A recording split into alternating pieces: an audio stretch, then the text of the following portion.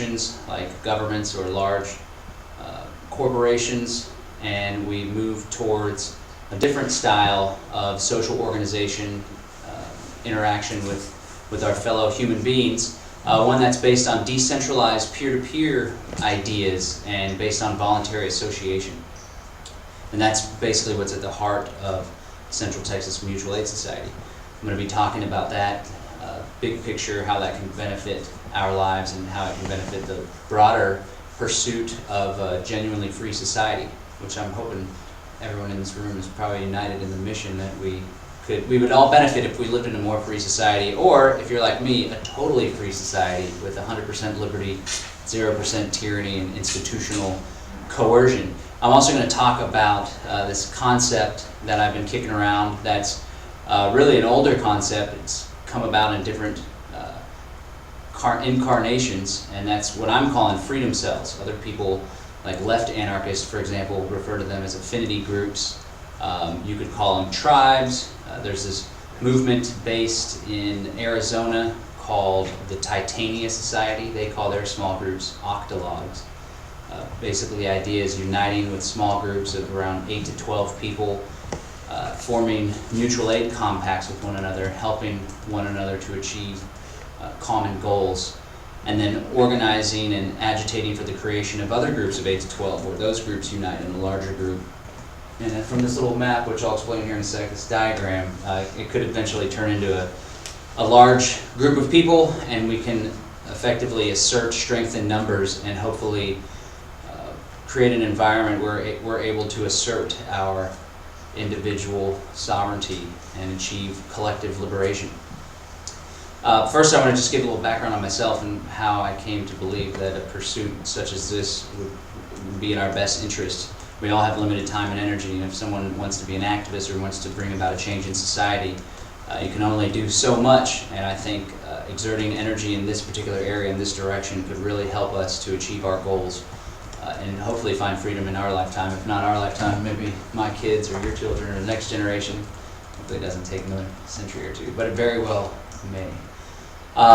So I've been an activist for over 10 years, ever since I started questioning what took place on 9/11 in 2002, seeing an Alex Jones documentary that really got me spurred.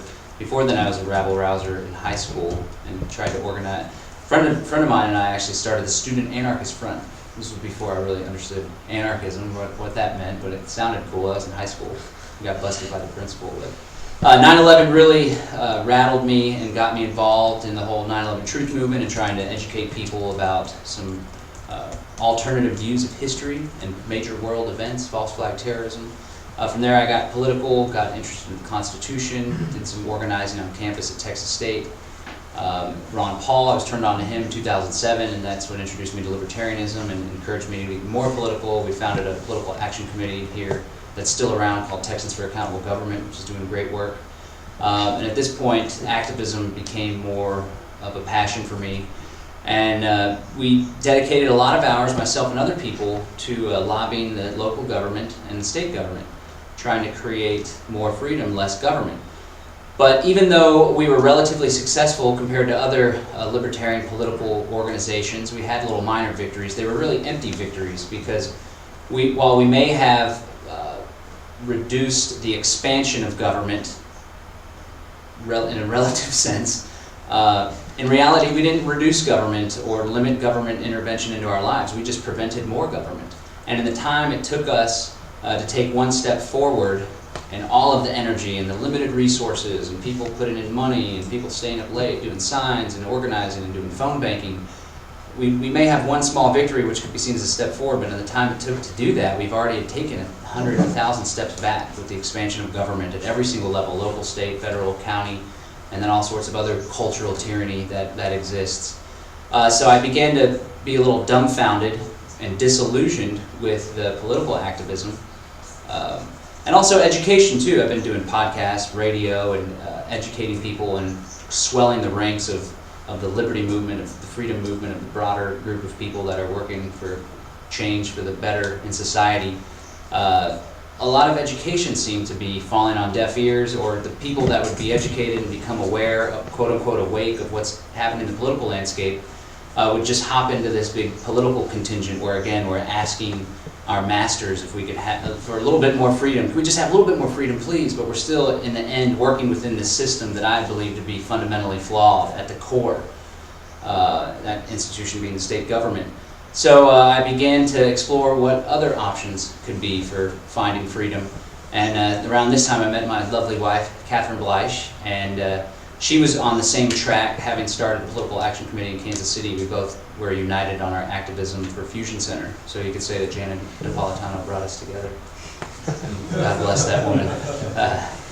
But we were on similar tracks, but we were both, you know, we both dedicated our entire life to liberty activism, but we both felt empty and defeated and not much more free. So we started exploring other ways to bring about freedom, and we started thinking that, you know, maybe if we want to find freedom, we should start living in a manner that's more consistent with the philosophy of liberty. And rather than asking other people to change their behavior or vote in a certain way, we would change our behavior. We would try to limit our use of Federal Reserve notes and trade in alternative currencies like silver, now Bitcoin. We would limit our dependence on grocery stores and learn how to grow our own food. And we lived on a 2.5-acre farm for a while. At one point we had 120 chickens, and we were bartering our eggs, actually. We had a Ben Bernanke-style printing press back in the barn, and we were trading eggs for all sorts of cool goods and services and stuff. And we did find more freedom. And we had children, and we're trying to raise our children as sovereigns. But at the end of the day, while we found more freedom in our personal lives, and we weren't entirely decoupled from the existing institutions which we object to, but we were more decoupled than ever, and we weren't focusing on fighting the man, we were focusing on changing our lives. But still, at the end of the day, while we felt more free, I've never experienced total freedom, and even in the living of a more free lifestyle, I still have never been at peace. That's not to say you can't be at peace and exist in this police state that we do today. Probably take a whole lot of meditating and a lot of thinking on that. But I was never truly at peace because all the time on social media and just stories that you hear, there's constantly people being murdered by the police. There's families that are being broken up by Child Protective Services because the parents do a home birth and they don't vaccinate their children. There's businesses that go under because of a nanny state and regulations, and there's just so much harm that takes place in society. It doesn't sit well with me. I've often hoped that more people would choose to opt out of those institutions which they find morally objectionable, whether it's the IRS or driver's license. Some people here from Eddie Craig's traffic law seminar, he talks a lot about, you know, traveling in an automobile, your personal conveyance, rather than the privilege of driving in a motor vehicle. But still, there's very few people that actually go forward with that and that thumb their nose at the man to the point where they no longer participate. And the reason being is, in my opinion, is because of fear. We're all in some ways afraid of the repercussions that would happen if we chose to go full-on sovereign at this particular point, and we ignored the letters coming in from the federal government, and we ignored the judges when we were summoned to go deal with our speeding ticket or our driving without a license or registration.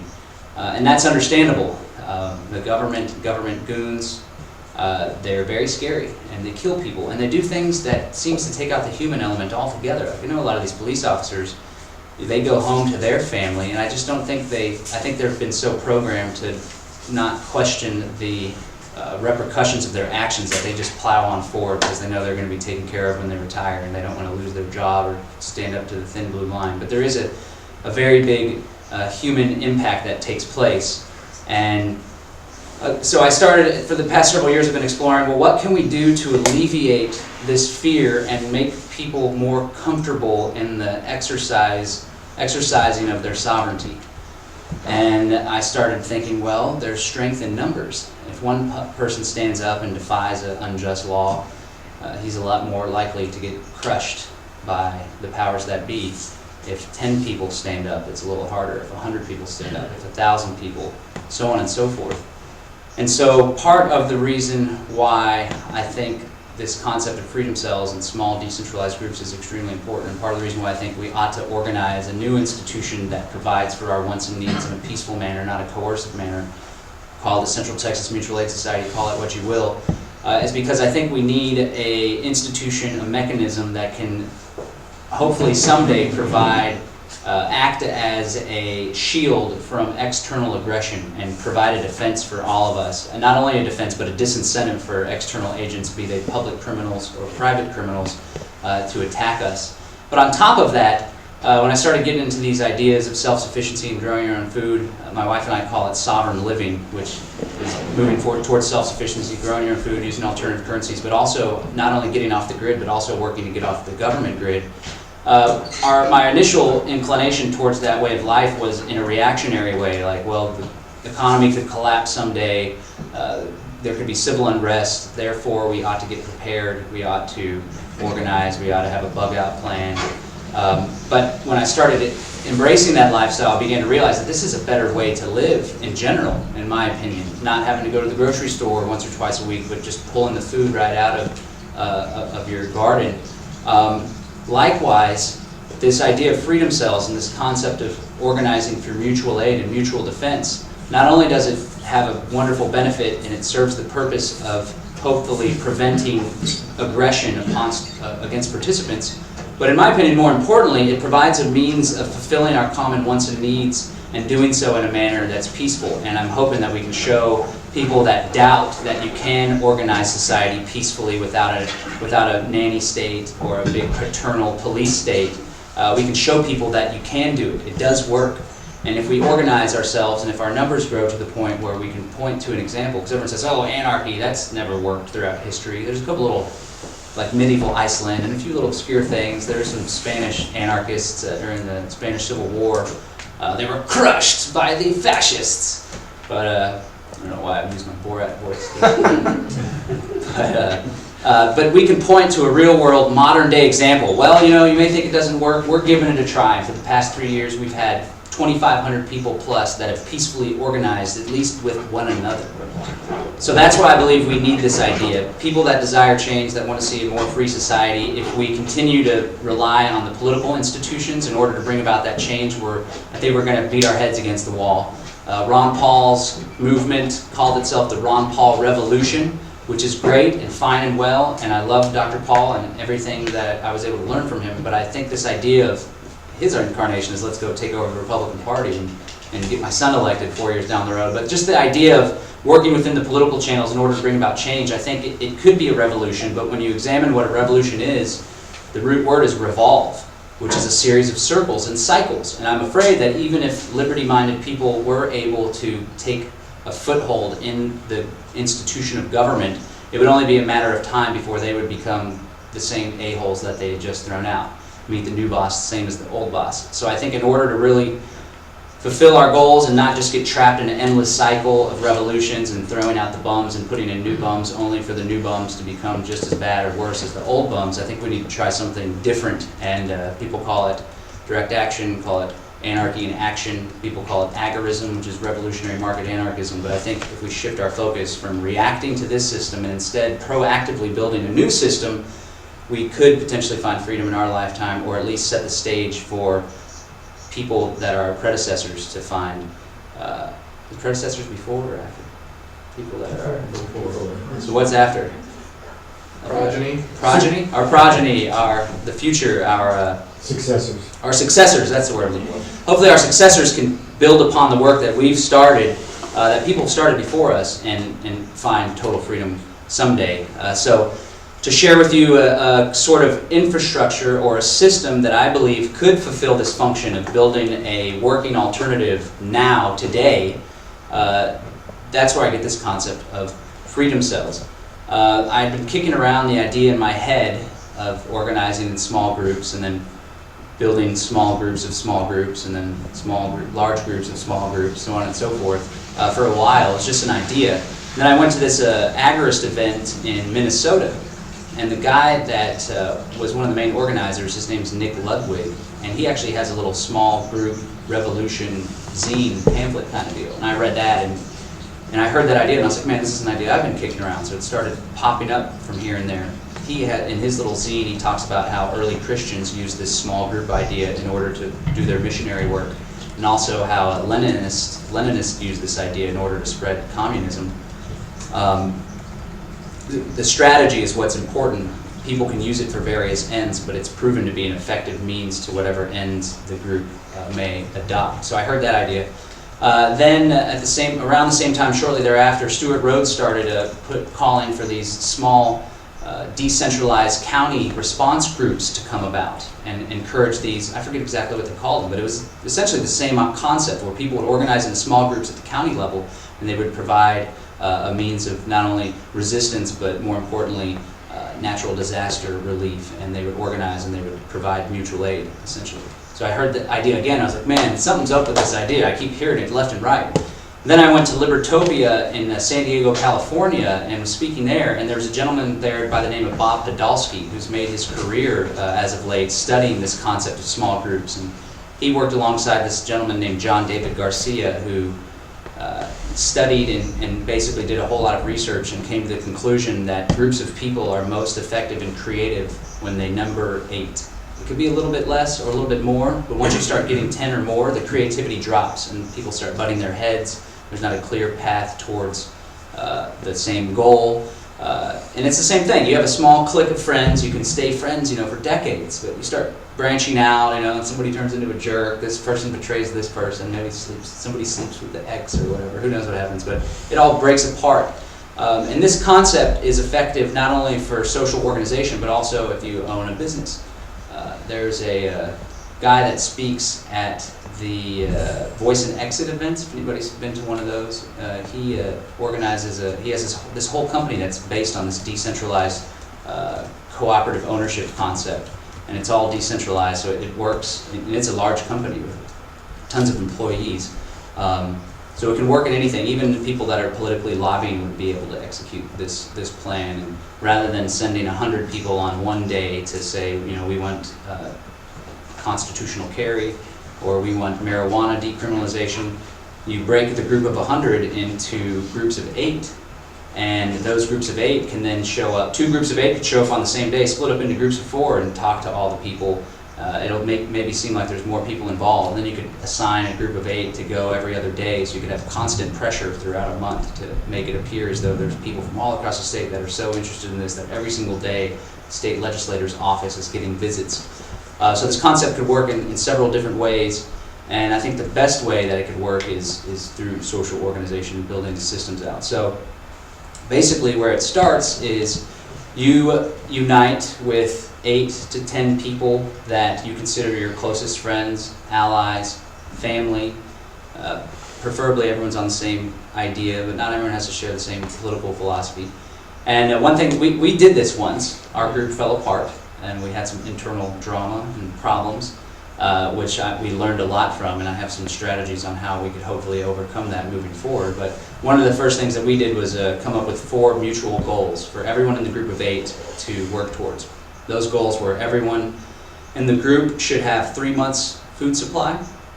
Now, it's really great to have a group of 8 or 8 groups of 8 or a group of 100 people, because everyone could work towards the same goals and then everyone could chip in and get things in bulk and buy in bulk discounts. But the first goal was for everyone to have 3 months food storage. The next goal was for everyone in the group to own a firearm or firearms and know how to use them safely and proficiently in defense of themselves, their family, or their community. The third goal was for everyone in the group to have some form of encrypted communication and or off-the-grid communication that you could use should the cell towers go down, or internet go down, or phone service. You can use some sort of shortwave or some technology that fits for that. And then likewise, everyone can communicate through encrypted text messages or encrypted emails, and everyone's on the same page. And the fourth goal was everyone in the group should have a bug-out plan, whether that's your bug-out group in itself or everyone just make sure that you have a plan and keep one another in the loop. So you work with your group to achieve those goals. Say one of the guys is the firearms expert. He goes and helps to train the other people. Somebody has bought in storable foods before.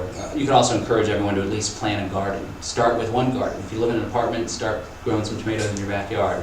One of the group members is an expert in growing food. They help the other groups. So you get this group in order and you rely on one another. Whenever someone's sick, whenever someone's hurt, whenever someone needs someone to watch their kids, this is your most trusted core group of people. You go to them first.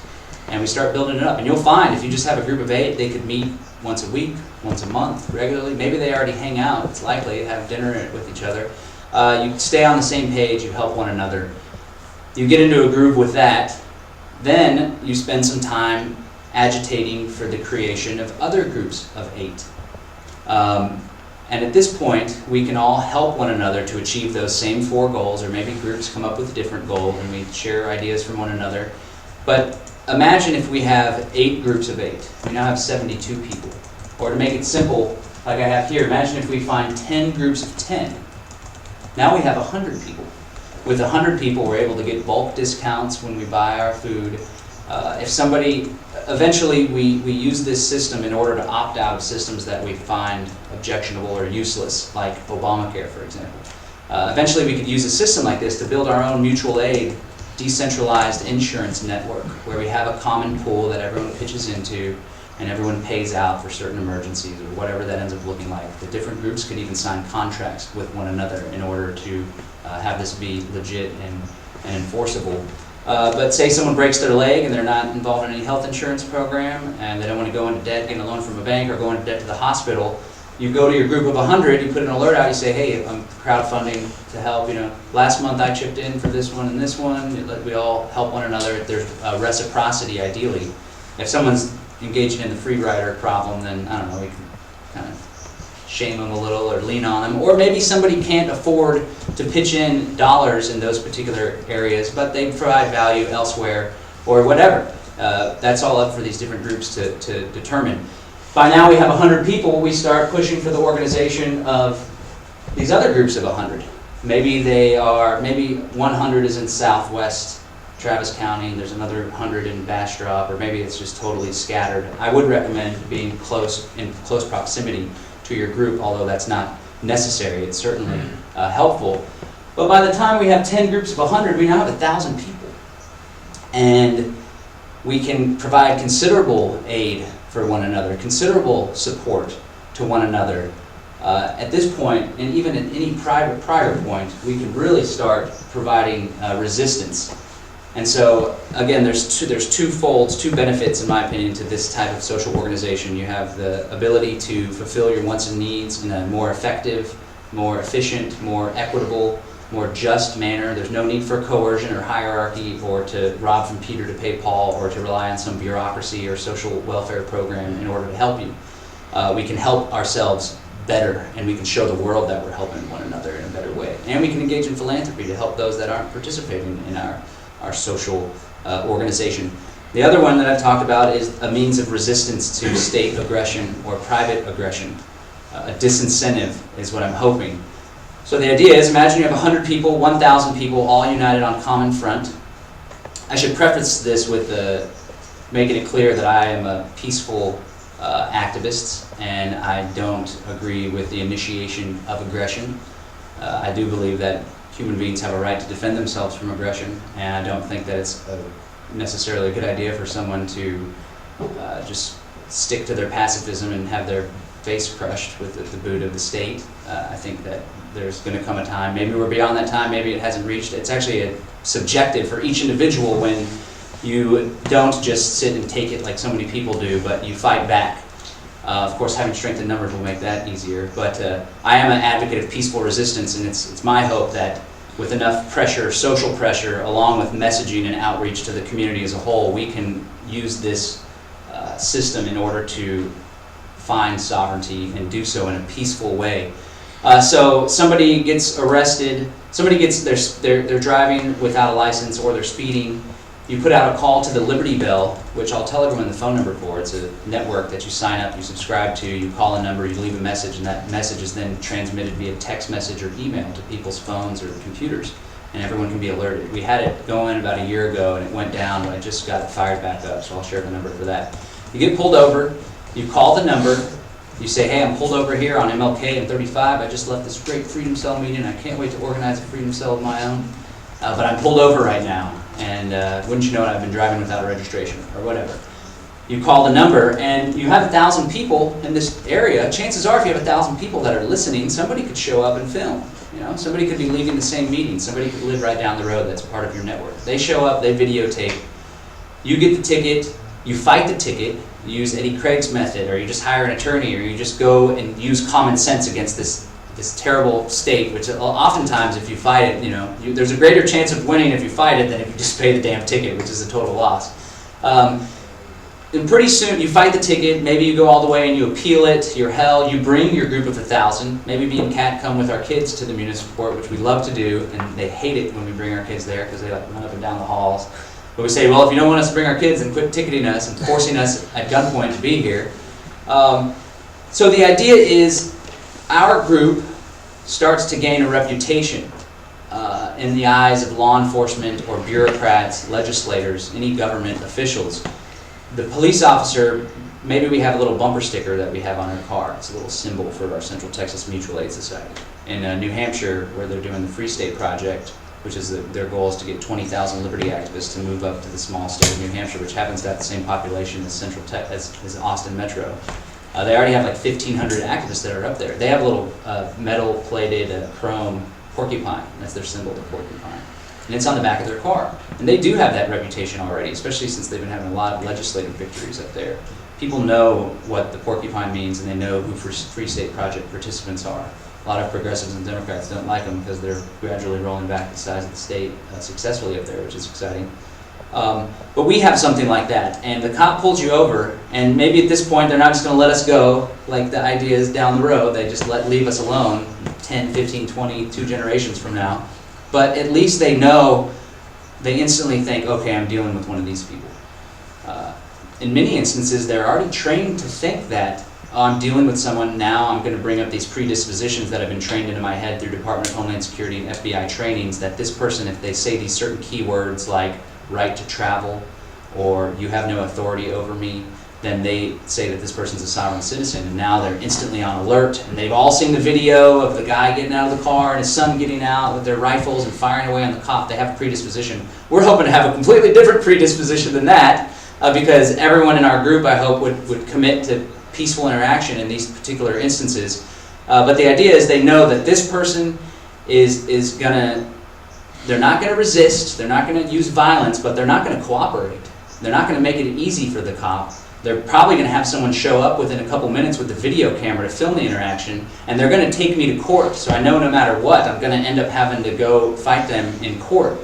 And the idea is, at least they don't leave you alone entirely, but they don't pull you out and abuse you because they know that you belong to this group. And say as we resist more and people opt out and they choose to disobey unjust laws, and people do start getting arrested, people will start doing civil suits. You know, like Antonio Beeler, for example, he'll be a part of our clique. And he's suing the city right now. They just dropped the case at that level, but he plans to take it all the way to the Supreme Court. I know that they recognize a pattern when people come in that are using Eddie Craig's tactics. They know, like, great, I have another one of these guys. We start strengthening that and multiplying that. And the idea is, again, if they don't at least leave us alone, they won't harm us, they won't try to blatantly abuse our rights. This also could take place, say someone refuses to pay their property tax down the road. Maybe when we have 10,000 people organized, people will feel more comfortable doing something like that, or 100,000. Or even, for example, I have 2 children at home. We didn't vaccinate them. They don't have social security numbers. They run around naked all the time. Maybe that looks weird for people, or maybe this has happened before. It's not far-fetched. This example that I often give, it sucks that people do the same thing and they have their children taken away, which causes a lot of fear and anxiety in my heart. But imagine someone gets a call from the CPS and 100 people show up, and they make it very clear that if you plan on harming this family or breaking this family apart, you're going to have to go through us. Whether it's forming a human chain around the car, whether it's blocking the car with another vehicle, whatever it is, I would recommend that it's peaceful, but there's ways that you can be a thorn in someone's side, or you can be a wrench in their gears. And sure, maybe a couple people get arrested for sitting in front of the police car, which they do regularly in New Hampshire. When one of their comrades gets arrested, somebody will sit in front of the police car, and that person gets hauled off too, but I think it makes a hell of a statement. And if this type of thing happens habitually, the guy they're coming to take his house because he refused to fill out a permit. My grandma just got a letter from the city of Boston asking her to pay for a $300 permit fee and get a permit for a garage conversion they did in 1982. And I called the guy. Her grandson's on the case now, and I intend to get the fee waived. It'd be nice if she didn't have to ask permission for something to exist that's existed for over 30 years. But they wanted to charge her $300, and if she didn't comply within their 7-day time frame and then the 30-day time frame, they threatened to charge $2,000 a day. So my grandma, she's about to turn 80. She bought the house in 1980. She built the upgrade in 1982. And she, her property taxes built this city, and now they're coming back and trying to extort a $300 application fee. You gotta be kidding me. So I called this guy up today. And I also emailed Councilmember Don Zimmerman, who's a Liberty guy, and he emailed this guy back. So I'm hoping the pressure will have them reverse the fee. But that's nonsense. That's wrong. I believe that to be unethical. And I believe we could be in a position in the city of Austin, especially this would be more effective in a smaller town, where people just start saying no. And again, the man's going to come and start hassling them, but the man's going to start recognizing that every time they hassle this particular group of people, it ends up being a major headache, a PR headache. We have media channels, we have access to 90.1, we have groups like Texans for Accountable Government that have relationships with local media. We can put out a press release and have it covered and show the rest of Austin how silly it is to harass an 80-year-old woman. But eventually, it reaches a point, I hope, where it ends up being too much of a problem to continue to harass these people. I don't know what this will look like. If we have enough people, I think it will look better than if we have a fewer amount of people. But I'm prepared to try this out and to see it through. And again, everything, the organization of this entire institution, this mutual aid network, that's all entirely legal. We can all do that, and people can still renew their driver's license, pay the income tax, and subsidize foreign wars of aggression and the building of a police state at home. We can all still go along and do all that while doing this. And I believe even if everyone still does all of this, all of what's required of us by the man, we can still benefit our lives and build raise our standard of living, essentially, and live a better life if we're doing this. Then I do believe, however, like myself, I can't take it anymore. I feel like physiological hurt every April 15th. And I hated having to get my driver's license renewed, and I got it renewed during the year where they got every single finger. Like, that stuff pains me. In fact, I took my kids to the DMV and I had to take them home because I didn't want them to watch me do that, because I don't want them to think that that's normal. But unfortunately, that is normal, and that's why I think once we reach a point where we have enough people that are committed, that feel confident enough that if we do stop complying, we can do so in a manner where we don't get slaughtered, but that we kind of leverage ourselves and we assert our collective sovereignty. I think we could find some semblance of freedom, at least more freedom than we have now. And if you play this out and we reach 10 groups of 10,000, we have 100,000 people, maybe one of the 10,000 groups is in New Hampshire, one of the 10,000 groups is in Central Texas, one of the 10,000 groups is in Florida, is in Phoenix. These are all little hotbeds for liberty activism. Asheville, North Carolina has a strong voluntarist anarchist community.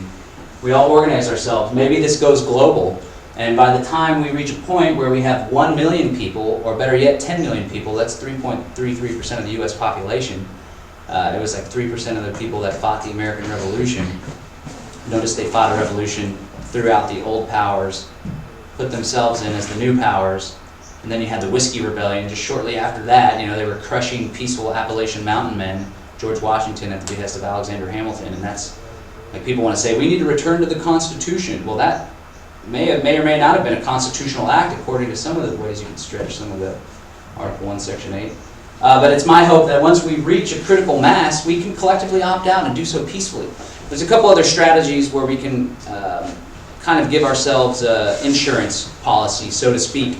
I would recommend throughout this entire process, not only do we look after one another through mutual aid, mutual cooperation, but we also engage in philanthropy, and we go out into the broader community and we tackle issues like hunger, poverty, homelessness, and we use our organization in order to benefit others. This serves two purposes. The first purpose, which is the best purpose, is we're genuinely creating a better world, and again, we're demonstrating that voluntary cooperation is the best way to help one another. But secondarily, we're creating an insurance policy where we're building up social capital and goodwill within the eyes of the masses. Those very same masses are currently being conditioned to believe that individuals who think like I do and think like you do, likely, those who believe that the federal government does have no authority over them, and those who do not want to participate in institutions of government. Sovereign citizens, the right term, the term that they're using, which is kind of a paradox and an oxymoron, because if you're sovereign, truly sovereign, you're not a citizen, because a citizen, in essence, is a subject of the state. Right-wing extremists was the big thing back in 2007, 2009. Now it's more sovereign citizen in the public. with the trainings and the DHS and stuff. But the public is being conditioned, as is law enforcement, to believe that people who share these ideas and may want to participate in something like a freedom cell, which people think the name is a little strong. We don't have to call it that. We know what it wants to. I like it because it's provocative. But affinity group or tribe, I think tribe is peaceful and benign. That's why I prefer the organization as a whole to be called something like the Central Texas Mutual Aid Society. Totally benign, embodies exactly what the spirit is, what I'm hoping to bring about, what I'm hoping we can all bring about. But the idea is, if someone gets arrested for whatever action, maybe they opt out of this or whatever, you get arrested because you're not complying with the officer's order, you know it to be illegal, and they haul you away. If we don't engage in messaging and take time and care about how we're perceived as a group, then the lady down the road, the grandmother down the road would just say, oh, I knew those guys were up to no good. They always have those weird flags and the snake. You know, I think that those guys are right-wingers and sovereign citizens, so that's okay. That could be how it could play out. But if we take ownership of our image in the public eye, then it could play out differently. Like, oh my God, why did the police haul that guy away? Every Sunday he works the local food bank. My niece has been doing really poorly lately, and she's just been struggling, and that guy's been there to help her family through this difficult time by giving her a job and so on and so forth.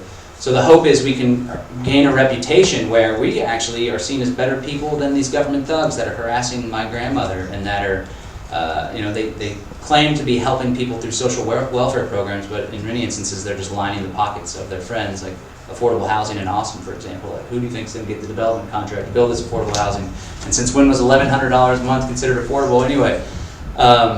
So that's one of my hopes, that we're conscious of that, and throughout this entire endeavor, not only are we looking out for ourselves, like many libertarians already know how to do just fine, but we're taking it a step further and we're looking out for the community as a whole, and we're showing that peaceful interaction and voluntary cooperation is the best way to help those in need. Another thing that we can do is, while I don't like politics, I understand that politics is there and politics is important. And thankfully in the state of Texas, there's like 5 to 6 libertarian Republican legislators. Representative David Simpson is the best example. Also Jonathan Stickland, the guy that's footing the constitutional carry bill, the permitless open carry. Representative David Simpson just introduced a bill to do away with marijuana prohibition, decriminalize altogether, not medical marijuana or anything, to regulate it like a tomato, he says, which is awesome. But there's a good contingent, and last election cycle there was like 4 of them, now there's like 6 of them. It's going to keep multiplying. We can, one of these representatives, whether they represent us in the physical geographic political district or they represent us in that they represent our ideas, we could potentially have a representative that lobbies on our behalf. If it happens to be in your geographic area, that would be all the more better. But as an alternative society, we could send an ambassador that meets with these legislators, and eventually if we have enough leverage, we very well would send an ambassador to participate in the legislative session and to advocate for the 100,000 people. Even 10,000 people in the state of Texas is a significant constituency of people that are united on a common front. So the idea is, you know, the legislator's there talking to his buddies and his colleagues and even the bureaucracy, and he's saying like, well, you know, I have 50,000 people, most of them live in my district, and they've all informed me that if the property taxes go up any more, they're all going to engage in a tax protest. And then they got to think about what that means and what that's going to look like. And the sheriff's office will have to think about, well, how the hell are we going to enforce this for 50,000 people? I don't know if that's how it pans out or what it looks like, but the idea is we can become a political bloc that has people that represent their interests and make sure that the government, the state of Texas, for example, isn't inclined to crush us and assume that we're some sort of revolution that's trying to overthrow the government. This is why I don't like the term overthrow the government. I don't even like the term smash the state. I would rather build a new system and render the old one obsolete. Like push back peacefully. That's right, push back peacefully, or not push back, but just do something else and not allow the enemies of liberty to dictate what path we're taking. We don't want to fight the latest fight here and the latest front here. We want to build something entirely new altogether, so we don't always have to go back to the legislative session and elect him and there. We're working to insulate ourselves from that. So that's another way that we can hopefully shield any external aggression.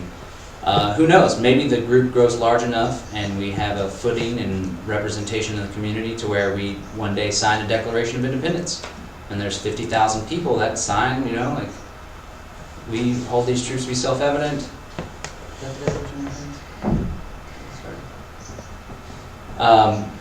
We sign a Declaration of Independence and it lists our grievances and it states our intentions. And it says that we want to do this peacefully. We no longer believe in that system. There's too much harm. There's too many police killing people, too much taxes, so on and so forth. It no longer benefits us. We're going to do this over here. So I think the big picture outlook could lead towards total freedom. And again, maybe our children inherit these institutions and they pick up where we left off. But I think where it all starts is that small group. And if it doesn't go any further, if it doesn't turn into this 10 million thing where we have 3.3% of the American population and we all opt out and declare our independence, if we just end up organizing 100 people here in Austin, still I think this would benefit us immensely.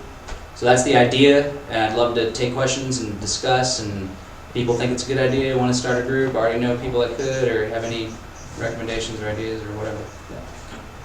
Yeah, so my question is I haven't really looked in too much into the Free State project, but how did they work out like the land appropriations, and did somebody buy the land like before they ended up starting the community? Being that, you know, property rights is integral to libertarianism, how do you foresee that working out if, for instance, you get 100 people, you know, 10 groups of 10 together? Sure.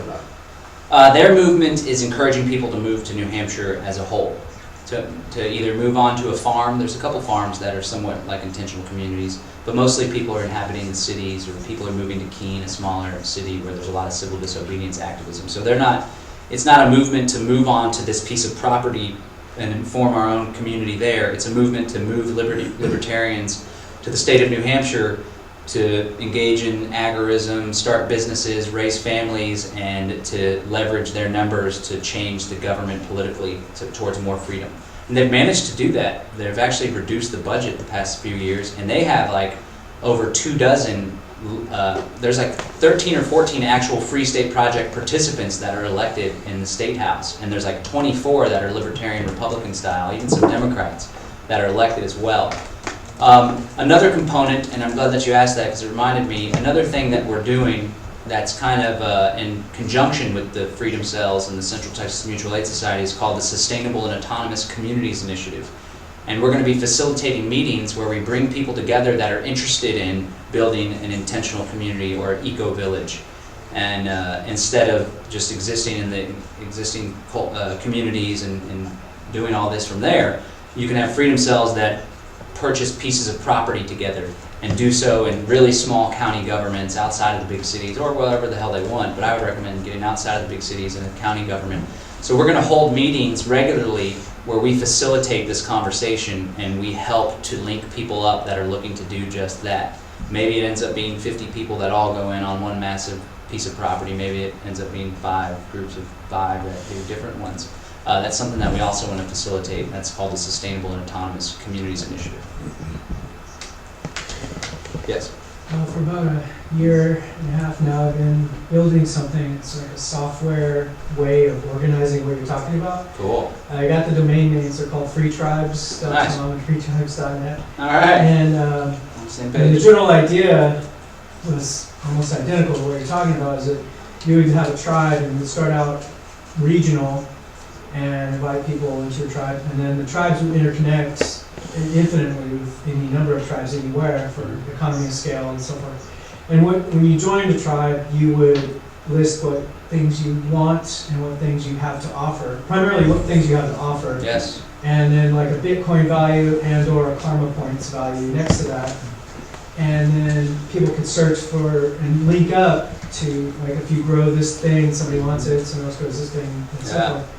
And then you have something called a safety net, where if any time you can't pay your rent, you get cancer, you lose your job, whatever, like you're saying, then you would appeal to the safety net and your tribe would have the opportunity to help you. Yes. So I don't know if maybe you want to talk offline about details. Sure. Because all I've done so far, well, I've designed the database and it's about 90% done. And I'm kind of stuck at, now I got to build a front end, which would be huge. Because I imagine people being able to share so many different kind of things, from like what Lyft does or Uber, or what Airbnb does, or what Craigslist. To me, it's like a combination of all of that. So it's potentially a huge project. So I'm kind of stalled at that point because I'm like, well, do I raise money to get so then I can hire other programmers to help me, or what? But, Cool. totally open and flexible too, as to Right on. features and functions. Cool, yes, I imagine technology, that's a great idea, and I'm glad that you're already doing that. I imagine technology will play a really big role, especially as we start to grow larger and want to stay organized and stay decentralized and have a, because we'll need an adequate communication means and medium in order to communicate horizontally, so to speak. I've also contemplated how a Bitcoin or cryptocurrency could be involved.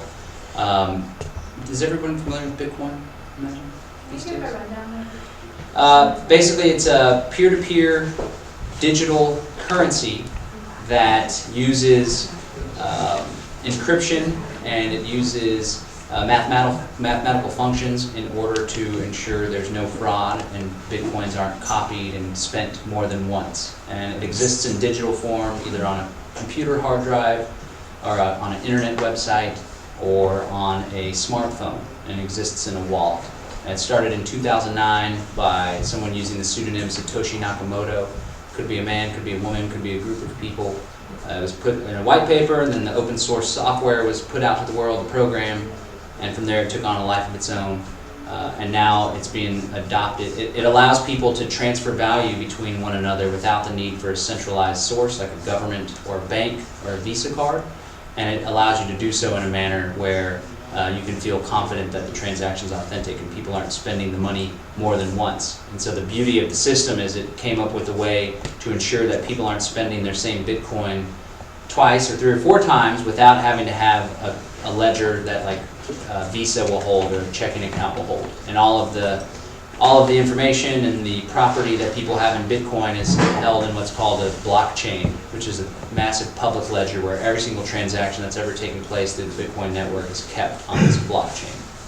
But at the end of the day, what it looks like is you can buy Bitcoin from an ATM, which we usually have here, but it's being serviced right now. You can buy it through an exchange that links with your bank account. You can buy it from someone in person. Like Derek just sold some Bitcoin, I think, to this gentleman that came in here earlier. He just handed over cash, and Derek sent it over to his wallet by scanning a QR code or putting it in the public address. And you spend it from your phone. You can buy stuff here at Harlan's place. So you store it digitally, spend it digitally. And it's also scarce. There's only going to be 21 million Bitcoin ever. But it's a really exciting currency. But outside of the currency, this mechanism, this infrastructure that was put in place, this peer-to-peer means of consensus building, people that mine, they verify the transaction's authenticity, they verify that people actually have the Bitcoin that they say they're having by scanning through the entirety of this blockchain, which is a public ledger. And they then reach a consensus that this is in fact the true block, this is the true accounting of how many coins are in.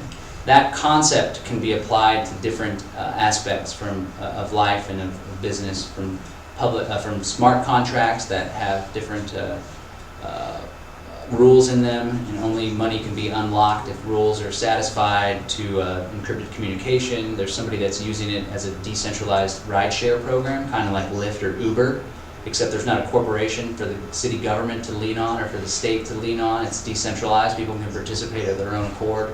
There's no head to coerce. So I've conceptualized that this Bitcoin or this blockchain technology could benefit this idea in a variety of ways. We could use it for different types of encrypted communication. We could use it as a means of consensus-based voting. This could be in conjunction with your system.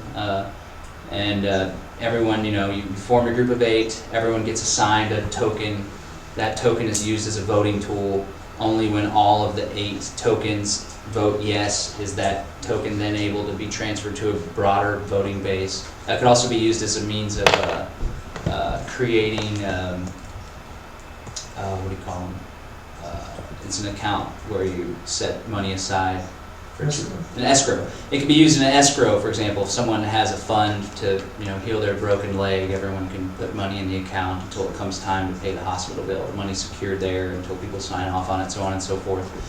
So it can be used as a means of encrypted communication. It can be used as a means of consensus-based voting for everyone. because people could vote in this structure as well, and it could be something similar to participatory democracy, where you only participate in that vote or that legal or political function that you think is worthy of your participation. So if one group of 10 says, well, yeah, we want to contribute to Johnny's Broken Lake Fund, all the other groups of 10 say yes, but one of the groups has one of their 10 say no. And they're like, well, we can't move forward as a block of 10 unless we have consensus, so we have to stay out of that group. And so all the other 9 can move forward. But it could be that since one of our groups isn't participating, then this group can't move forward in a collective manner to chunk in as a whole. Maybe we could do so individually. It can get confusing. I think the best thing to do is to start off by just forming these groups of 8, see where it goes from there, but there's technologies that can be utilized in order to kind of bootstrap this. The group I referenced earlier, the Titania Society, the guy that's the brains behind that, his name's Bob Podolsky, and he's going to be coming to Austin. It might be shortly after the Texas Bitcoin Conference, like a Tuesday. We might have a discussion that he puts on here. He's doing something very similar. They're calling their groups octalogs, which is derived from dialogue, which is 2 people communicating, but it's octalog, 8 people communicating. And what he does with his system, in addition to organizing in groups of 8, he says that you get these groups of 8, you form them into larger groups that he calls a holomat, which is a holotropic matrix. And they all have different functions. It's very similar to this, but it's groups of 8. He's a lot more excited about groups of 8 because his friend John David Garcia found that that's the creative number. But even within his Titania Society, or their Titania Society, you can still differ from the 8, 7 or 9 or 10. But they have this means of consensus achieving that they push, that it's a system that I'd love to learn more about, because I think having a system of open communication like he shows and having that in place before could have helped to prevent our falling out that we had with our original group of 8. But it's a dialogue, it's a communication-based system where ideas are all shared and everyone's idea is heard. And there's different types of consensus building, and it's just, hey Joel, will you grab the sign-up sheet? Yeah. Thanks. I'm going to circulate an email sign-up if anybody wants to stay in touch on when we're going to have our next meeting. It's also the sign-up sheet for the Austin Alliance of Agorist, which is a group that we'll be working with and carrying this discussion forward with. But he has this great way, and I'd love to learn more about it, of building consensus. But I think it really focuses on making sure that everyone is heard and all voices are heard. So I think if the groups consciously take these courses and learn about nonviolent communication, for example, or other forms of consensus building or communication that aren't just one-sided, but that ensure all voices are heard, we can move forward in a manner where the groups are really on the same page and there isn't any room for error, there isn't any misunderstandings. And if someone does have a grievance with another group member, because in all my years of organizing and activism, oftentimes most problems come from within. It's not the bureaucrats that bring you down, it's internal strife and infighting that really tears groups apart and destroys movements.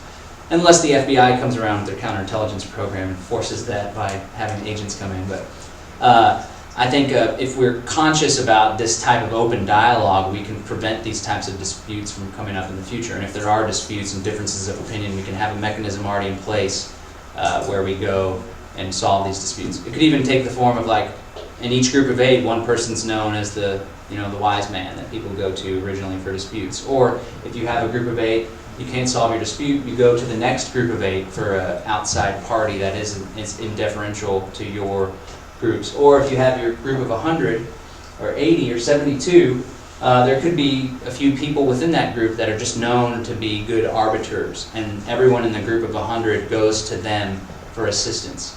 I don't know what it could look like, but that could take a whole number of forms, but I think it's something that we should all be conscious of moving forward. I would also like to include ethics. I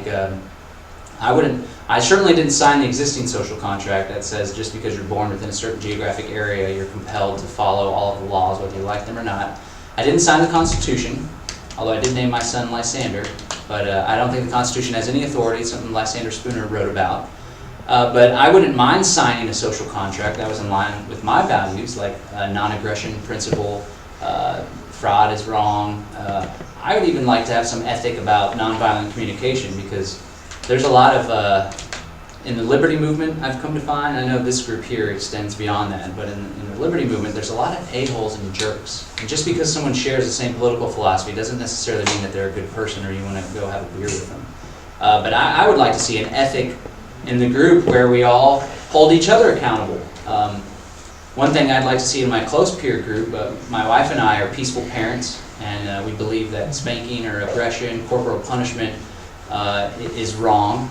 And especially if you're trying to raise a child to understand the philosophy of freedom, you don't want to teach them that in order to encourage people to change their behavior, it's okay for violence to be inflicted upon them. And people may debate whether spanking is violence or not. I don't want to get into that whole side tangent, but that's an ethic that I would like to see, at least in my group of 8, let alone my group of 100. And the thing that we can all do with one another is we can learn from one another. And certain people may excel in certain areas, but have hang-ups in certain areas. People can step up and lead by example, and we can come together and we can learn together, and we can engage in self-improvement together. You know, like maybe someone wants to have like a Buddhist meditation circle here, or, you know, it doesn't have to be religious, it could be entirely secular, but we all come together and we act as a big therapy group, potentially. I think a lot of that can help to have cohesion amongst the group and to avoid difficulties, and at least when there is conflict, there could be a system in place where we all come together. Like Buddhist monks, for example, when there's a problem amongst the groups, they'll have the two parties that are at odds with one another come out and talk about their differences in front of the entire tribe. And everyone will sit there and focus entire attention and mindfulness onto these two groups. And then they'll share their entirety, all of their feelings, and talk about it back and forth. And then it'll go to like a tribe to see what, or the elders that are that people recognize as being wise, and so on and so forth. And there's a whole process of nonviolent communication and all sorts of different systems. And I think as a group it'd be great to, what I'd like to do moving forward is to hold more meetings, to bring more people in, and to start the meeting by introducing the concept and encouraging them to participate. Hopefully after 2 or 3 meetings we can say, you know, here's our first 4 groups of 8. Most of them are here tonight if you want to learn how it works or if you want to get involved. We have a group of 4 that's looking for another 3 people that wants to help out here. But at these meetings we invite people like this gentleman Bob Podolsky to come share his incarnation of this idea. Scott Crow is supposed to be here tonight. He's a really strong social organizer.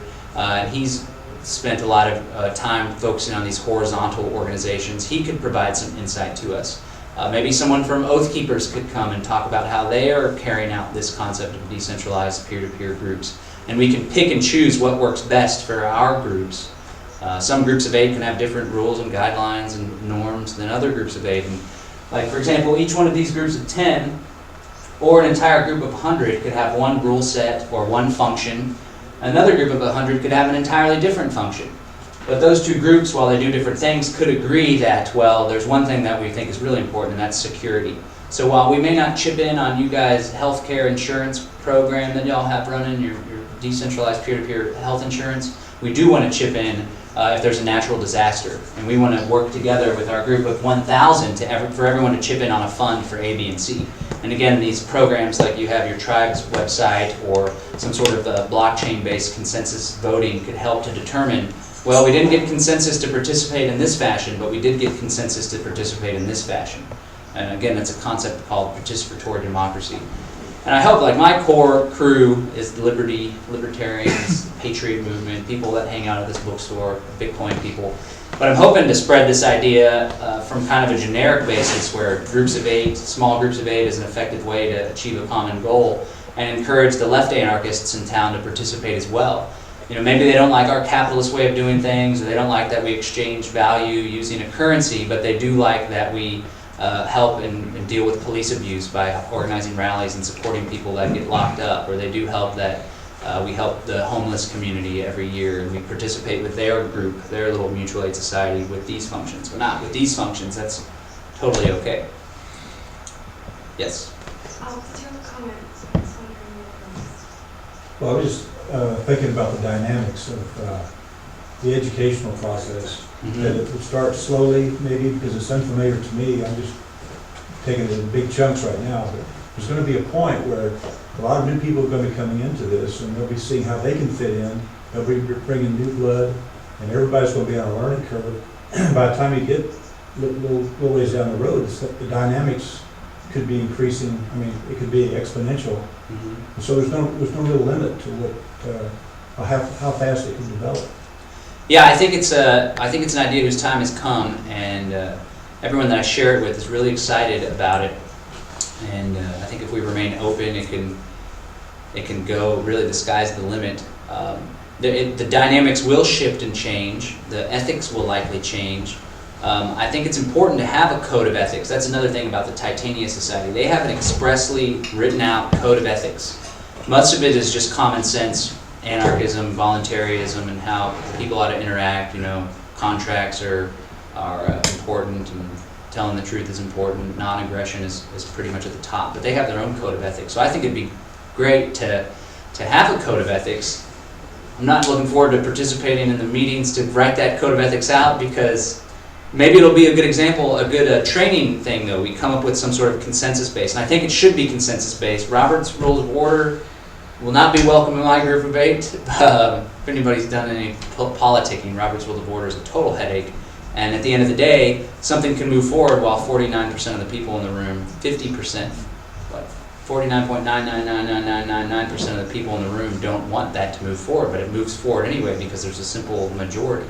I think this should be consensus-based, which is something that a lot of people that are left anarchists, which is why a lot of left anarchist movements are already doing that. One thing that I differentiated from left anarchism and right anarchism, even though I don't like that left-right dichotomy, I think any left is anarchism if you put on the right a total government and on the left no government, or on the right conservatism and on the left liberalism.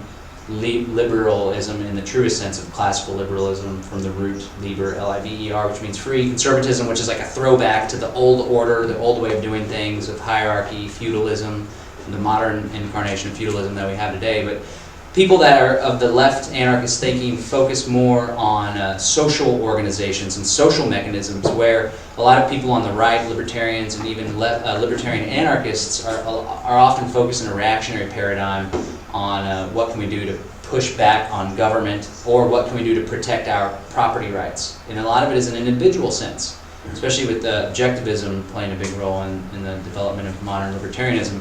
But I think we can learn from our anarchist brothers and sisters on the left, our comrades, so to speak, about social organization, because they've been at it for longer than the modern liberty movement has been. So I think there's a lot that we can learn from the dynamics, because like I said before, one of the most difficult things that I've ever faced in organizing is the dynamics of social interaction. There's a lot of jerks, there's a lot of people that, and that's okay if you're a jerk. I have compassion. I try to walk with compassion and understand that maybe somebody is an a-hole because their parents treated them like shit, or because their wife left them and they've been downhill ever since then, or whatever. But it's definitely harder to deal with a jerk than it is to deal with a nice stand-up guy. But I do think this is one thing that I asked Bob Podolsky. So what happens when an a-hole comes along with your group? And he gave the example. Well, if this is happening you're trying to form octalogs to run this business, and there's somebody that just has the skill set where they are just perfect for the job, but they're a little bit of a jerk, and they don't have the social graces that really work well for group dynamics. So my instinct was to say, well, to hell with the applicant, he's gone. But he said, well, what if you bring him in, and through this octalog means of communication and consensus building and learning how to interact with one another in a peaceful, effective way, you don't just shut him away, you bring him in and you bring him through the process of exploring, why this is that way and that is that way, and how to interact with one another. So it could be used as not only a means to fulfill our common wants and needs, a means to provide a shield from external aggression, but it can also be one hell of a mechanism for self-improvement, which is something I'm really interested in. But I've tried to focus more time now on self-improvement. Not sure if I'm doing the best job according to my wife, but more on self-improvement than changing the government. Like, to hell with the government. There's tyrants in Washington, everyone's focused on them, but a lot of people have tyrants when they look in the mirror. And I think if we just start from the ground up, especially if we're doing that and people are conscious of that through our own group, then we could be known as a really good group of people that more people want to be like. And like, what is it about those people? They're all so damn happy all the time. I want to try what they're trying, What are they smoking? Right. So I went to Anarchapulco this past week, and that was awesome. And then coming back, you know, you get in conversations and people are like, oh, you went to a conference, what kind of conference was it, you know, and this is an explicitly anarchist conference, so it's hard to tiptoe around that big trigger word. And I met this lady, and she asked, and you know, Max and I just looked at each other, and I was like, well, you know, it's an anarchist conference, please don't get afraid. And she said that, she's like, you guys are the nicest anarchists I've ever met. All right. I don't care. You Cool. know? Yeah. That's right. Because good people, you know, they'll get a good response. That's right. Yeah, there's something to being a good person and communicating. Like I would rather break bread with someone who's a total socialist, but they're a decent human being, than sitting down and having a beer or dinner with the guy that's an anarchist and is a total sexist and racist and whatever. But he's a libertarian, you know. Like, I don't care. He's not fun to be around. But again, it would be cool to have an ethic where everyone's welcome, and some of us are weird, some of us are socially awkward. That's okay. We're all open to one another, and that kind of attitude, it permeates. It already kind of permeates here at a place like Brave New Books, and there's a lot of different people, a lot of weird people. We embrace we're all anti-establishment, you know, and a little bit different from the norm of the box that they try to conform you into. So that acceptance is already there, but I think we should, you know, solidify it. And again, different people will come in. As you said, there'll be a learning curve. But I think if we have a code of ethics or a social contract, and I would recommend having it as absolutely simple as possible, just a few core values, like the non-aggression principle would be one of the important ones. But outside of the non-aggression principle, you know, mutual respect and respecting other people's dignity and humanity, for example, like, you know, racism should not be tolerated, bigotry or people just being total a-holes should not be tolerated. That's not to say that someone should be thrown out, but we should embrace one another. And again, I think that'll help to dispel potential conflict amongst the ranks if there's an ethic of open communication and talking and exploring. Yes? So I want to put in a plug for nonviolent communication, Mm-hmm. since you mentioned it. And so I've been teaching it for about 9 years now. Cool. And if anybody wants to learn, like I give work groups, I'll do it for free. To me, it's one of the ways that a person can improve themselves massively. Mm-hmm. And I think it could be a cornerstone of our revolution. To me, it's one of the many things that one person can do to support and move the kind of liberty we want, or just say liberty, ahead, by being that, to be cliche, being that change that you want. Because I think that a person speaking with nonviolent communication will stand out and it will spread. And a person being that will inspire others to be that way.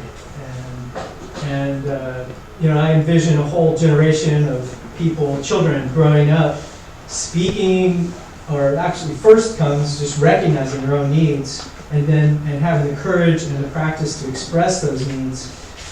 To me, is very powerful. It means people that will not be dominated and will not wish to dominate. Cool. Could you just give like what is nonviolent communication for people? So yeah, for those guys, it centers around recognizing your needs or values, and needs not in terms of Maslow's, but more like needs for recognition, connection, security, respect. And so then one quick way to put it is, like, in our culture, and NVC isn't necessarily just for conflict, but it's a great way to use it, is to handle conflicts. In our culture, there's typically somebody yells at you or whatever, you might be inclined to either attack them back or defend or retreat. But with NVC, we would just recognize what their need is. We would guess at it. It's like, oh wow, you're pretty pissed off. Did you want more respect, or did you want more? Were you looking for a different kind of connection than you got, or whatever? And sometimes it may sound unwieldy, but to me that can be a benefit even. So that's in a nutshell what NVC is. It's disarming too, isn't it?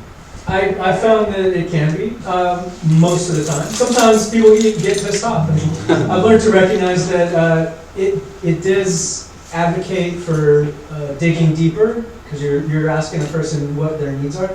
And some people, and I've found luckily it's not the majority, it's the minority, that might be offended or just not want to go there. They don't necessarily want to look inside or even take responsibility for what their needs are. But the majority I found, yes, it helps. And right now I'm working on spreading it in corporate America because I think that is right for, basically it's an empathy building tool, because when you're constantly pausing and asking yourself, what is this person needing right now, then you're practicing empathy. Cool. Thanks for sharing. Maybe you could come, we could pull you up here for one of the talks, you know, because like I said, in the coming months, I want to have a series of meetings where not only do we talk about the idea and talk about how the organization of this is going, but we also have people speak to nonviolent communication, people talk about consensus building, people talk about peaceful nonviolent resistance even. We could have a course on resistance mechanisms, because I mean, I think a human chain is very powerful. I remember during the height of the Occupy movement, say what you will about them and their goals or intentions, but how everything went. But I thought it was pretty cool, a lot of the stuff they were doing to push back on foreclosures. All right, there's a whole debate you could go with that. But I think a lot of the bank's contracts are illegitimate, so violating their contracts could still be permissible. But there was one home where the sheriffs came to evict the person, and there was literally like 100 people in the front yard and the backyard. And they were just there, putting themselves in the way, and they didn't engage in their eviction.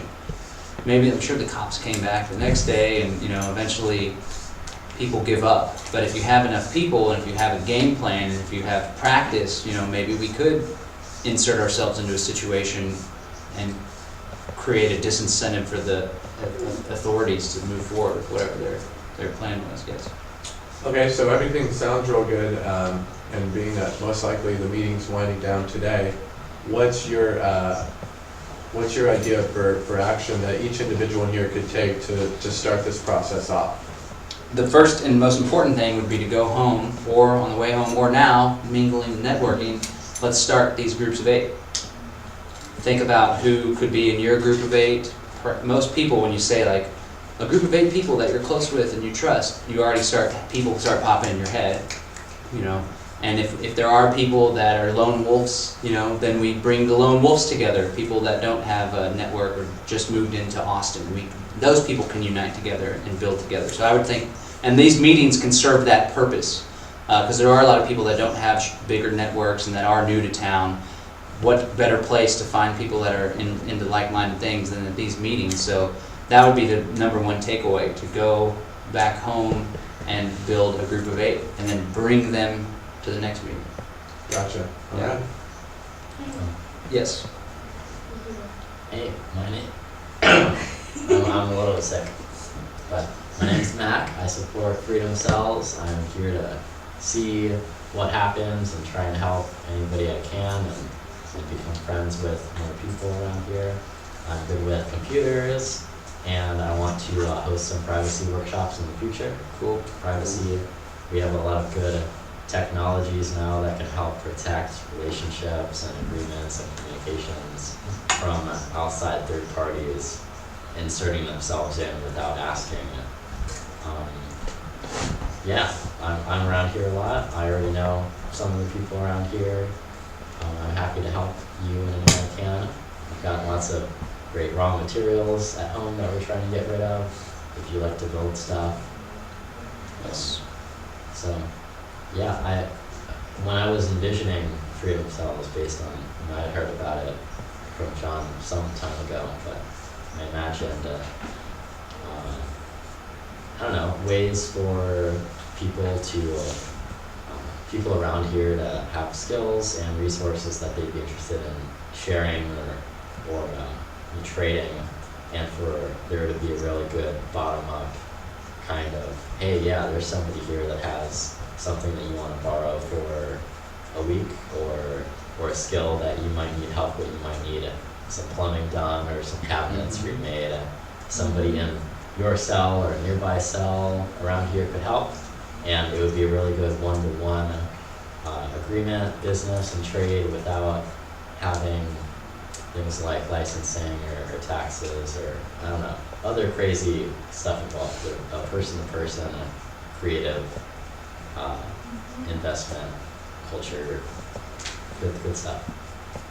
Yes, and we can use these groups to where, once a month or once a quarter, we could even have like a quarterly summit, an annual summit, I think, where all the groups get together. I would recommend the groups of 8 get together twice a month at least. Ideally, you're already in a social group and you hang out all the time. And then, the groups of 100 could get together twice a year, a group of 1,000 could get together once a year for a summit.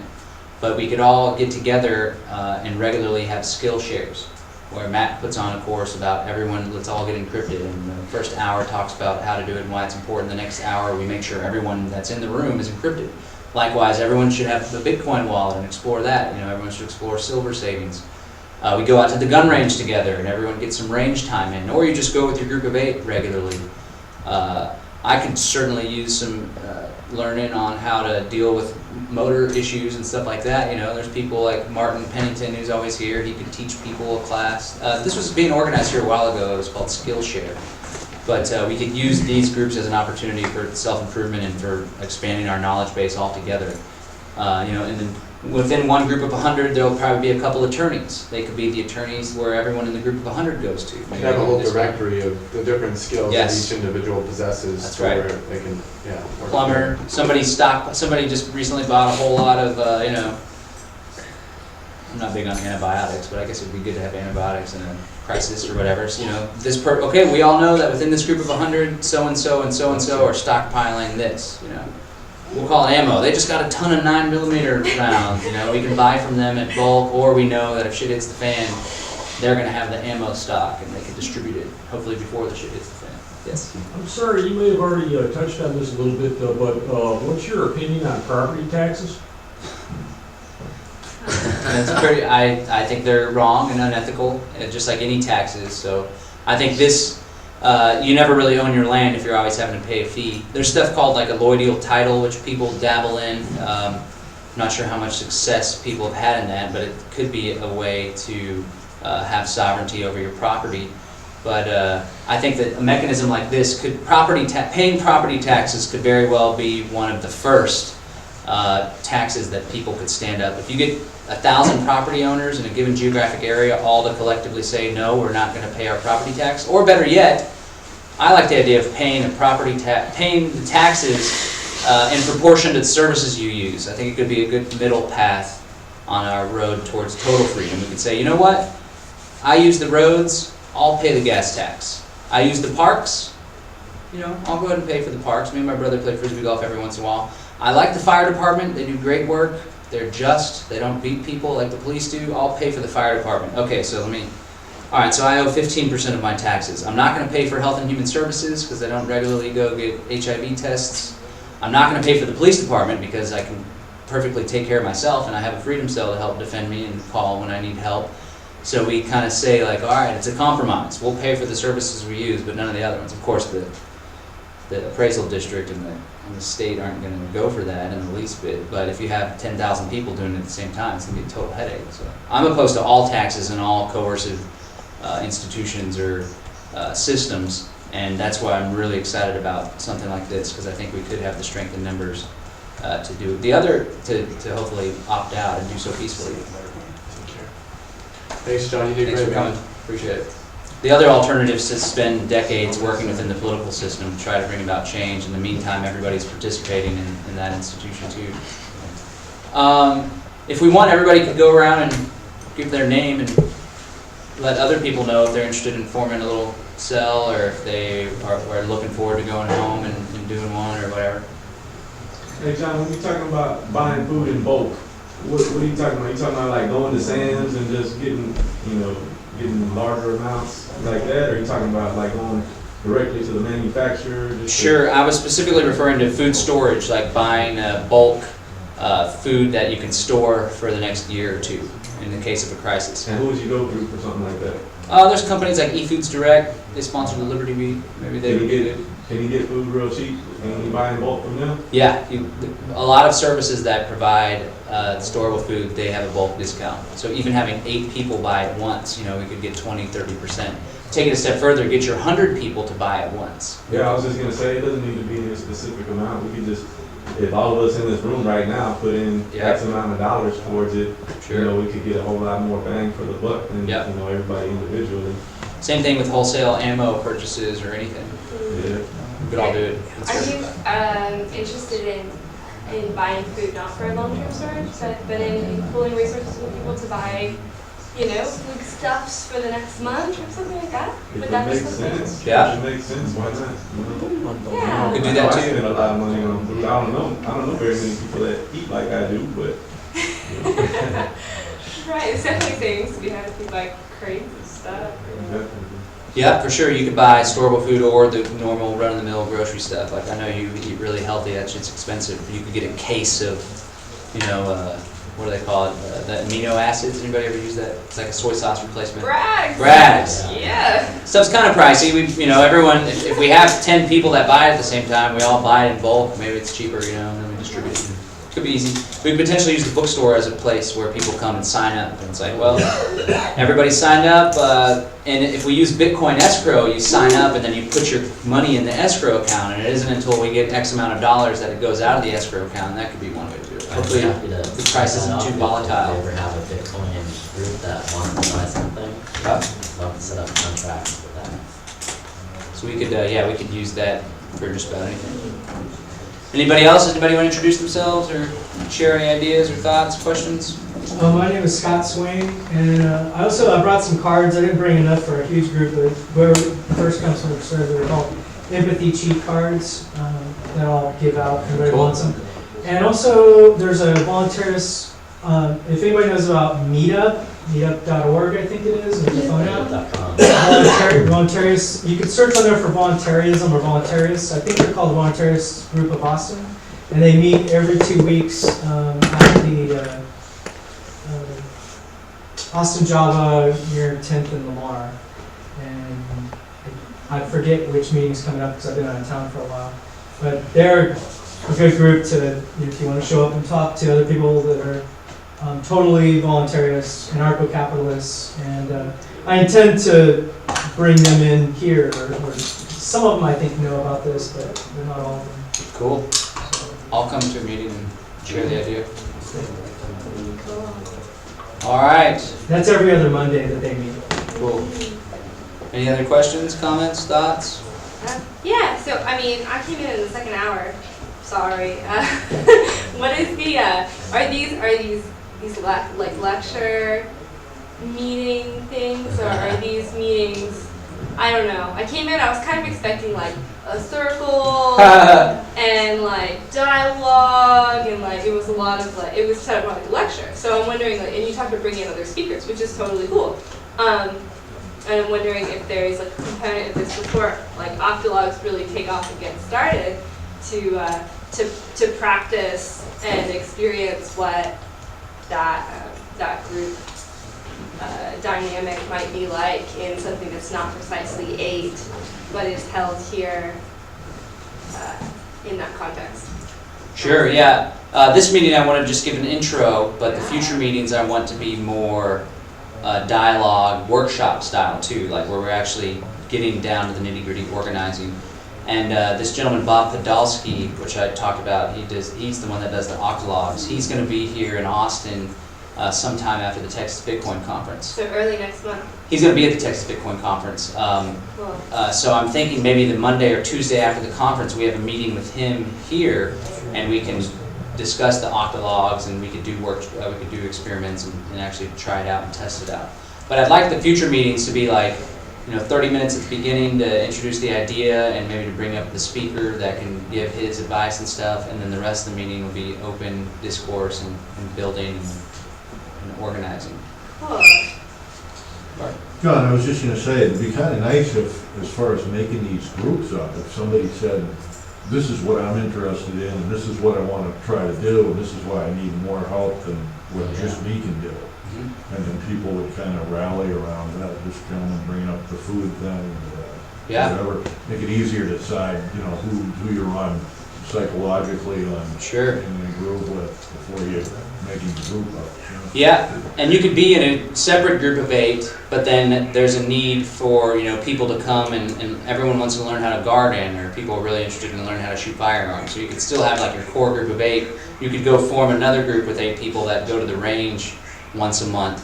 But to start, it would be good. We could have people I don't want to say register, but people could give their name, contact info. It'd be cool if we started off with doing this all in an encrypted system, but then they could put they could check boxes on their interests and needs. Then we could take all of that information, put it in a giant central database.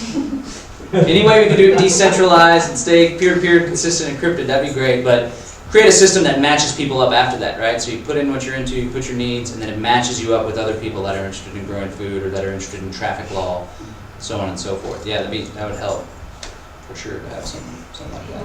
I'd like to set up a board outside in that hallway, or here, but probably in the hallway, that has it's like an I have and an I need. I don't know what terms you say at the top, but people can come and say, I have a dozen eggs to sell every day, or I have 2 cases of ammo I'm trying to sell. I need a trusted babysitter, and then that board itself can help as an organizing tool for all this. Keep it right out in the hallway and stuff. That's beautiful. We need to find a glass blower. I have way too much glass. No, it's the wrong kind of glass, unfortunately. No, well, there's more kind of glass. You can shoot it.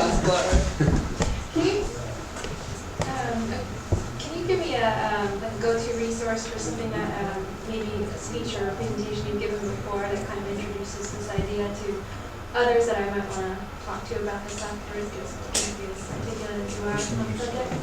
This one will be online. We're recording it, video, audio. And I gave a speech at Libertopia last year, and that is uploaded. You can find it at, I think I've seen, if you search John Bush Freedom Cells. Yeah. Also on the Facebook event for this, I linked to a little essay that I wrote that explains it, Okay. and I linked to the podcast of the speech I gave.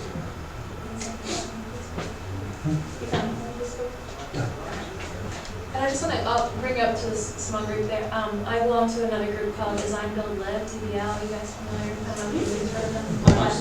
They meet every third Wednesday at Treehouse. My partner and I are really into natural building, and Cool. we're building a cordwood house out in Smithville right now.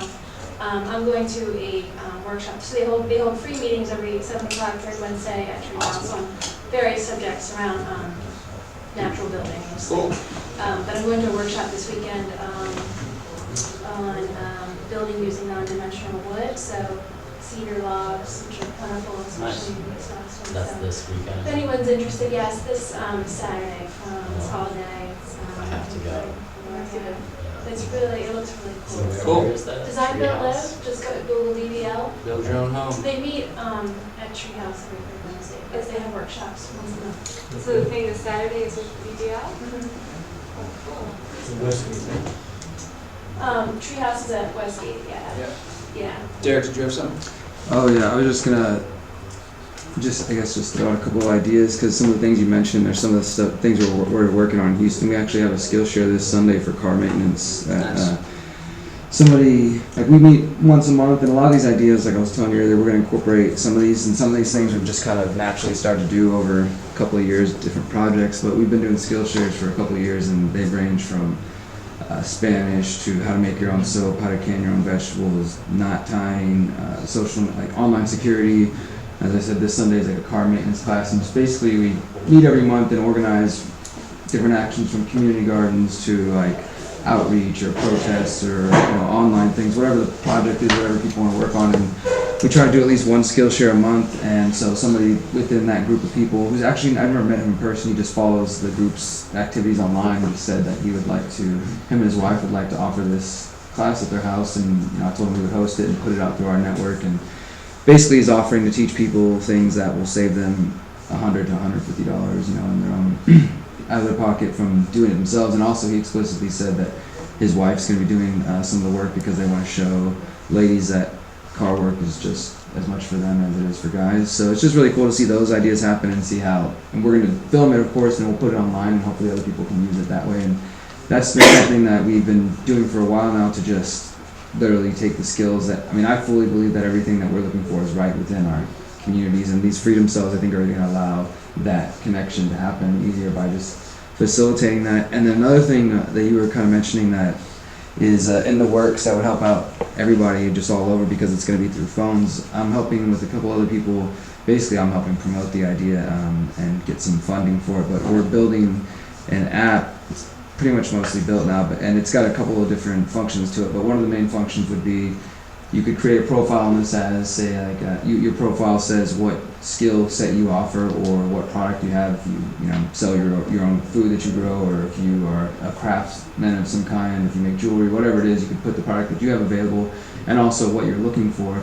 So you're talking about if freedom cells are if these groups are in the same like neighborhoods, we could create individual mesh networks for those neighborhoods. So when somebody coming into that neighborhood or that part of the city, they would their Wi-Fi would pop up and say you're in this part, and it would tell you where all the community gardens are, what some of the features of that community itself, and also you could connect to the other people who are saying, hey, we're looking for these things, we have these things available, and it would make it a lot easier. And of course you could use Bitcoin and stuff like that, but you imagine like you could log on to here and you're looking for fresh strawberries or whatever's in that season, or not beyond food.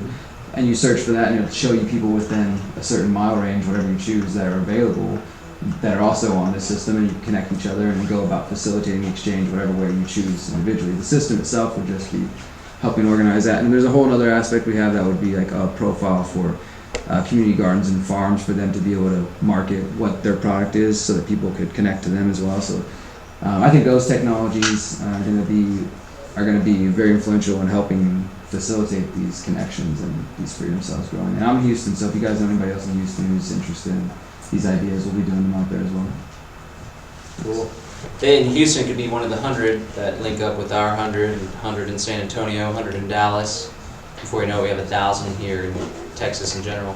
There's another app called Peacekeeper that we could utilize, and that app, you sign up and it shows your geographic location, and everyone that's signed up in your particular network, they can send alerts if there's a break-in, if there's a fire, and it can allow someone to respond. You can message within the system. So there's a lot of technologies that are already in place or that we could develop, participate in developing. I mean, something like what Derek's doing would be pretty cool. We could use one of these, our group of 1,000 to crowdfund it. Also the development of the Free Tribes website, stuff like that. But there's existing apps like Peacekeeper that I would probably, might as well utilize something. No need to reinvent the wheel. Let me share the number for the Lone Star Liberty Bell actually real quick, and tell people where they can sign up for that. Let me pull it up real quick. Any other questions, comments? I was just kind of surprised that by this time we haven't heard the word education or schooling come up with as many young people that are here. But it seems like the potential there is really exciting. That I like your idea of unschooling as opposed to homeschooling. That there's all kinds of things that our young people could be learning of real practical use to the whole community, so that the pool is going to deepen quickly as we share our skill sets, and young people are listening, are participating. For sure, yes. We're going to look totally different than another generation. That's right, yeah, we should cultivate and encourage family participation. I had on the event for this thing. This event is family friendly, but nobody brought their kids. I didn't bring mine either. But yeah, I think at all the events, we should encourage children to participate in the skill shares, and we could even do within this framework stuff specifically designed for the kids. Maybe the community children could have their own little group that they, study together with or whatever.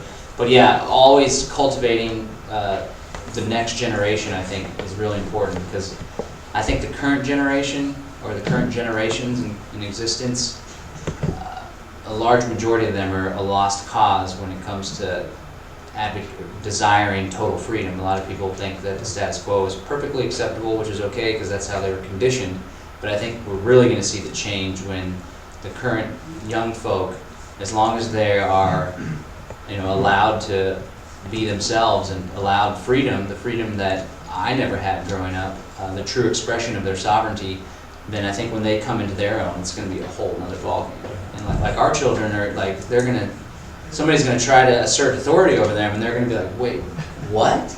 You want me to do what? I don't want to do that. They're going to barely even be able to contemplate the concept of some external authority that's above them impressing themselves upon them. So I think if enough children just are raised in a manner where they have a physiological reaction to violence or to coercion, and it's not just normal to them because they grew up their whole life either being coerced themselves or being led to believe that coercion is normal and war is just a part of this nation state and that policemen are here to help you and do what they say. It's just going to be a totally different ballgame. And these institutions of coercion and exploitation that are institutionalized are just going to crumble. They're not going to have the effect that they've had in the past. Yeah, I was going to mention, I forgot, I'd be happy to help with schooling, unschooling, homeschooling, anybody, any person or any kids around here. That's all. The number for the Lone Star Liberty Bell, it's called, let me get it. I'm not sure if you can sign up on the website. The website is austin.porcupine411.com. austin.porcupine411.com. austin.porcupine411.com. Anybody's writing that down? austin.porcupine411.com. What is this mysterious bell? What is the Liberty Austin Liberty Bell? It's a phone number that you call. The phone number is 512-548-7611. 512-548-7611. You call the number, you leave a message. That message is then transmitted to everyone that's subscribed on the Liberty Bell network. And they either receive the voicemail via SMS text message or via email. What's that number again?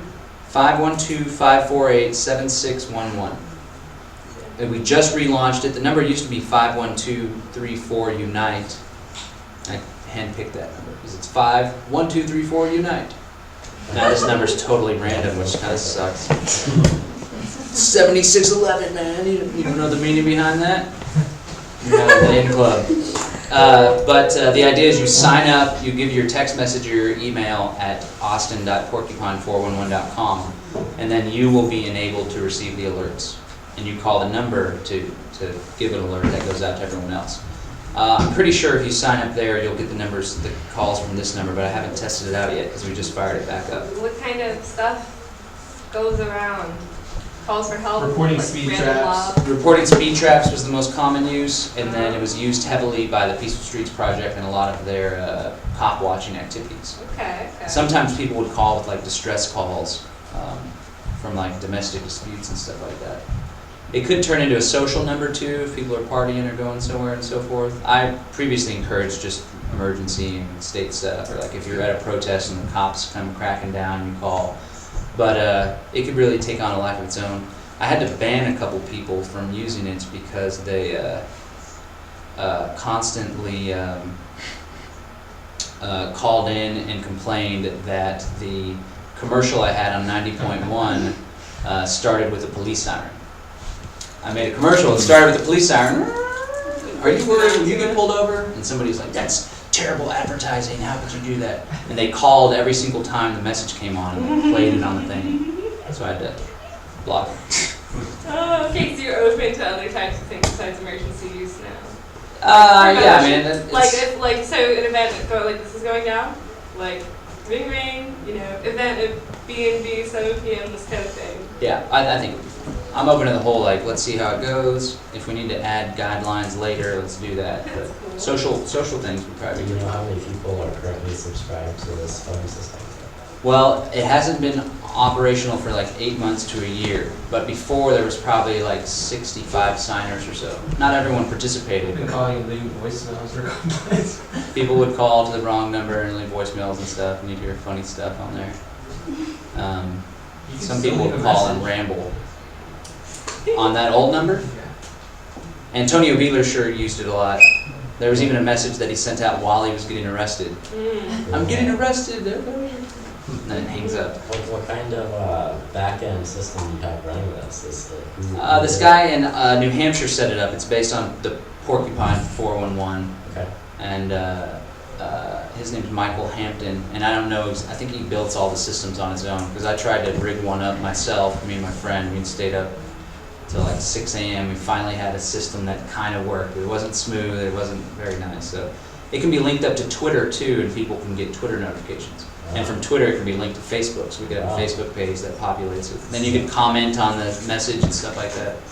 Fully featured client. Full featured. At our disposal. We just need to have Bitcoin, send Bitcoin alongside it too. Probably wouldn't be that hard to figure that out. Yes. I want to offer some recognition and thanks to you, John, and you, Derek, and Joel too, yours. But like for one, you came all the way from Houston, and Derek, and both of y'all's names have been out there increasingly, for me at least, over the past couple of years. And so what I'm recognizing is that you guys put a lot of energy and time into spreading liberty, and I really appreciate that. Of course, thank you. Thanks. And I have a feeling that you guys are like, I mean, you're just going to increasingly become kind of famous whether you like it or not. I think I prefer you do so much. Appreciate it. Thank you. We do what we can. Well, I guess it'd be a good time to wrap up. Stay tuned to 90. Did anybody hear the ad on 90.1 for this event? I'm not sure if it played. You heard it on 90.1? Yeah, after it started though. All right. I guess it worked. I guess it worked. So keep in touch.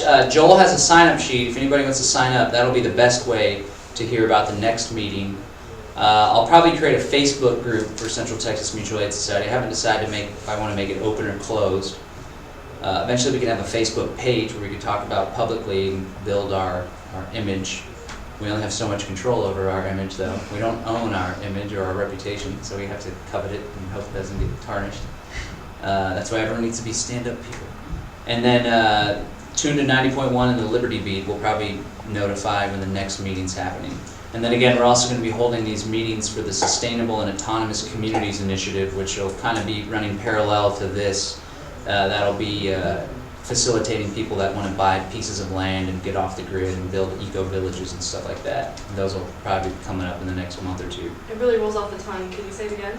Sustainable and Autonomous Communities Initiative, SACI.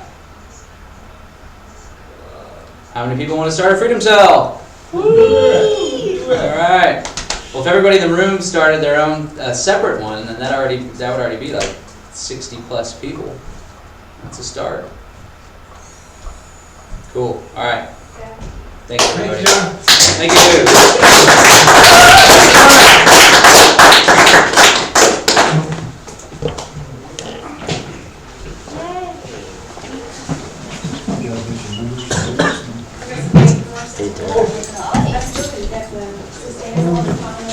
Sustainable and Autonomous Communities Yes, I did. I just Initiative, got something. otherwise known as SACI. That's right.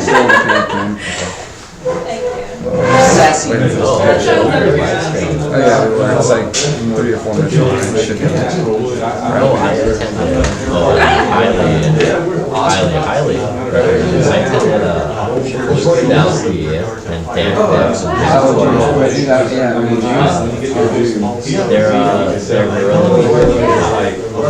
Change Media University. I was like, where's Derek? This is It was amazing. love to see you there next year. Talking about just every possible application of, journalism in the modern world.